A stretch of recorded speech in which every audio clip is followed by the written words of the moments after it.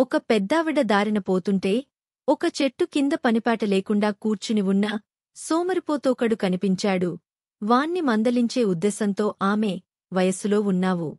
అలా ఊరికే కాలం గడపకపోతే ఏదో ఒక పని చేసుకోరాదా అన్నది.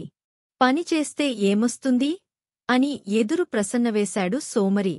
డబ్బులిస్తారు అన్నది పెద్దావిడ. డబ్బులొచ్చిరు తర్వాత అని అడిగాడు సోమరి. ప్రయోజకుడి వయ్యావని ఎవరైనా పిల్లనిచ్చి పెళ్లి చేస్తారు అన్నది పెద్దావిడ. పెళ్ళీ తర్వాత పిల్లలు పుడతారు, వాళ్లతో ఆడుకోవచ్చు పాడుకోవచ్చు. ఆ తర్వాత అంటూ రెట్టించాడు సోమరి. వాళ్ళు సంపాయించడం ప్రారంభిస్తారు. కాబట్టి నీవు కాలుమీద కాలు వేసుకుని నిశ్చింతగా విశ్రాంతి తీసుకోవచ్చు అని ఓపికగా చెప్పింది పెద్దావిడ. అయితే ఇప్పుడు నేను చేస్తున్నది అదే కదా, మీరిక దయచేయవచ్చు అన్నాడు సోమరి. వాణ్ణి మార్చడం తనవల్ల కాదనుకుంటూ తన దారిన తాను పోయింది పెద్దావిడ.